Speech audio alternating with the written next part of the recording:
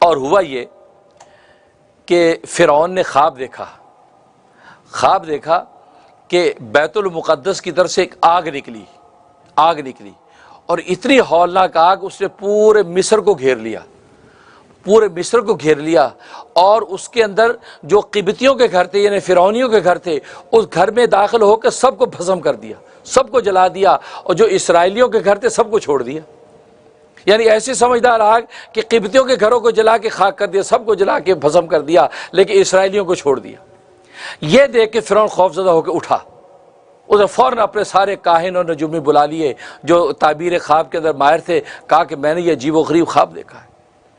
ان نجومیوں نے اپنا حساب لگا کے کہا کہ بنی اسرائیل میں ایک لڑکا پیدا ہوگا جو تمہارے تخت کو تاراج کر دے گا، تمہاری حکومت کو ملیا میٹ کر دے گا اور وہ قبضہ کر لے گا تمہارے تخت پر۔ جیسے یہ سنا اس نے کہا اچھا بنی اسرائیل میں ایک لڑکا پیدا ہوگا، بھی ہوا نہیں، لہٰذا اس نے فوراً قانون جاری کر دیا کہ بنی اسرائیل میں کوئی لڑکا پیدا ہو اس کو فوراً قتل کر دیا جائے۔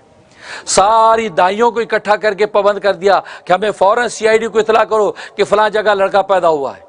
اور لڑکے کو فوراً قتل کر دیا جائے گا۔ چنانچہ مفسرین نے لکھا ہے ایک قول کے مطابق فرمایا 12,000 لڑکے قتل کیے اسے، 12,000، اور ایک دوسری روایت جو کہ زیادہ قوی روایت ہے اس میں لکھا کہ 90,000 بچے قتل کیے، 90,000 بچے قتل کیے۔ اب یہ قتل کا سلسلہ چل پڑا۔ اب ایک عرصے کے بعد یہ ہوا کہ بنی اسرائیل کے جو بوڑھے تھے اللہ نے ان کے اندر جو موت کو نازل کر دیا کہ بوڑھے مرنے لگے۔ اب بوڑھے جب تیزی سے مرنے لگے تو اب ان کے جو قبطیوں کے فرعونیوں کے جو بوڑھے تھے انہوں نے فرعون کو مشورہ دیا کہ دیکھیں جی بنی اسرائیل کے بوڑھے مر رہے ہیں، بچے آپ قتل کر رہے ہیں، بیچ کے جو جوان رہیں گے یہ کب تک جوان رہیں گے؟ یہ بھی بوڑھے ہو کے مر جائیں گے تو کل کو مزدوریاں کون کرے گا؟ ہمیں خود کرنی پڑ جائیں گی۔ اب یہ تو مفت کے ہمیں مزدور ملے ہوئے ہیں، تو اس لیے یہ سلسلہ سوچنا چاہیے یہ بچے یوں قتل ہم کرتے رہے، کیونکہ عورتیں تو ہمارے کام کی نہیں ہیں، مرد کام کے وہ آپ قتل کروا رہے ہیں لڑکے، اور بوڑھے مر رہے ہیں، جوان کتنا عرصہ جوان رہیں گے؟ لہٰذا اس پر غور کرنا چاہیے کہ ہم کوئی ایسی صورت بنائیں کہ ہم جو ہے کچھ ایسے جوان بھی ان میں تیار ہوتے رہے بنی اسرائیل میں جو کل کو مفت کی مزدوریاں کریں۔ تو فرعون نے غور کیا، اس نے کہا اچھا پھر ایسا کرتے ہیں کہ 1 سال قتل کریں لڑکوں کو اور 1 سال چھوڑ دیں۔ جو 1 سال چھوڑ دیں گے ظاہر ہے اس طرح تھوڑی سی کھیپ جو ہے وہ مردوں کی بنتی رہے گی، وہ بڑے ہو کر کل کو ہمارے مزدور بنیں گے۔ اب وہی ہوا کہ جس سال چھوڑ دینے کا سال تھا اس سال میں حضرت ہارون پیدا ہوئے۔ حضرت ہارون علیہ السلام اس سال پیدا ہوئے جس سال لڑکوں کو چھوڑ دیا جاتا تھا، اور حضرت موسیٰ علیہ السلام اس سال پیدا ہوئے جس سال قتل کر دیا جاتا تھا۔ اللہ کی حکمت دیکھیں، حالانکہ اللہ اس کے اپوزٹ بھی کر سکتے تھے، لیکن اللہ تبارک و تعالیٰ اپنی قدرتیں بھی تو دکھاتے ہیں، اپنی رحمتیں اور طاقتیں بھی تو دکھاتے ہیں۔ حضرت موسیٰ علیہ السلام پیدا ہوئے، اور موسیٰ علیہ السلام پیدا ہونے کے بعد خود فرعون ہی کے دست شفقت کے اندر پرورش پا رہے ہیں، اور فرعون کو خبر ہی نہیں ہوئی کہ یہ وہی بچہ ہے کہ جس بچے کے جیسے تخت جو ہے وہ میرا جو ہے وہ ہو جائے گا۔ لیکن تھا بڑا ذہین فرعون، اور صحت و تندرستی اس کو ایسی عطا کی تھی کہ اس کو 450 سال کی عمر تھی اس کی، اور 450 سال کی عمر میں اس کے سر میں کبھی درد نہیں ہوا۔ جس کے سر میں کبھی درد نہیں ہو تو دوسری بیماریاں کہاں قریب آئیں گی؟ ایسی صحت اس کو، اور بڑا زیرک و ذہین۔ ایک مرتبہ موسیٰ علیہ السلام کو گود میں لیا ہوا تھا، حضرت موسیٰ علیہ السلام نے اس کی داڑھی پکڑ لی، داڑھی پکڑ کے یوں کھینچی تو اس کو تکلیف ہوئی، تو فور اس کی حس نے کہا کہ یار یہ وہی بچہ تو نہیں ہے، یہ بچہ ہمیں تو اس کی کوئی نسل اصل تک پتہ ہی نہیں ہے کہ یہ وہی بچہ تو نہیں ہے بنی اسرائیل والا جس نے کل کو تخت میرا چھیننا ہے، اسے جو داڑھی میری کھینچی ہے۔ دیکھو اندازہ کرو کہ فرعون کی بھی داڑھی تھی، غصے ہو گیا، کہا کہ اس نے میری داڑھی کھینچی، مجھے یہ لگ رہا ہے یہ بچہ ہے وہ جس کے بارے میں میں نے خواب دیکھا۔ تو حضرت آسیہ رضی اللہ تعالیٰ عنہ کہنے لگی یہ بچہ معصوم، اس کو کیا پتا آپ کی داڑھی ہے، نہ اس کو یہ پتا کہ آپ بادشاہ وقت ہیں، لوگوں کے رب ہیں، اس کو کیا پتا بیچارے۔ نہیں یہ اس سے جو داڑھی کھینچی ہے اسے ارادے کے ساتھ کھینچی ہے، یہ لگتا ہے اس کو یہ بچہ وہی ہے۔ انہوں نے کہا آپ اس کا ٹیسٹ لے لیں، آپ ایسا نہ کریں۔ لہٰذا ٹیسٹ کیا، لیا، کھجوریں رکھ دی اور ساتھ جو ہے وہ ہیرے رکھ دیے،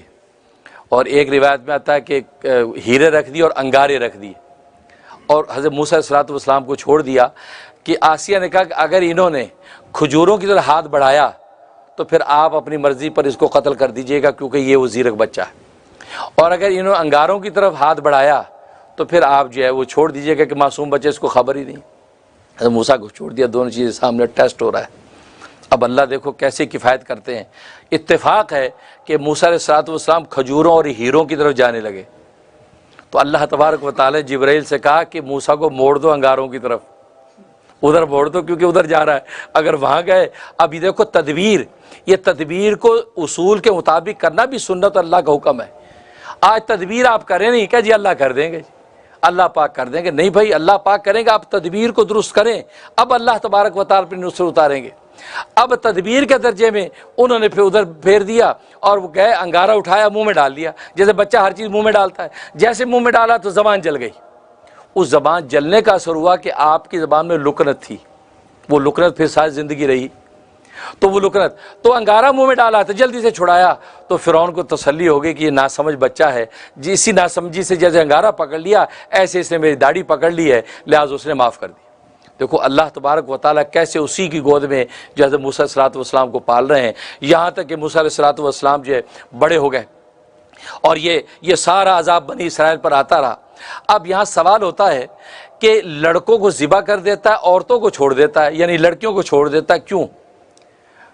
چلو 50% ظلم کیا اس نے، 50% تو نہیں کیا نا، یعنی اس صنف نازک کو چھوڑ دیا لیکن لڑکوں کو اسے ذبح کیا، لڑکیاں چھوڑ دیں، تو کیا کسی رحم کی وجہ سے چھوڑا؟ جواب ہے کہ نہیں، رحم کی وجہ سے نہیں چھوڑا، یہ اپنے مفاد کے لیے چھوڑا،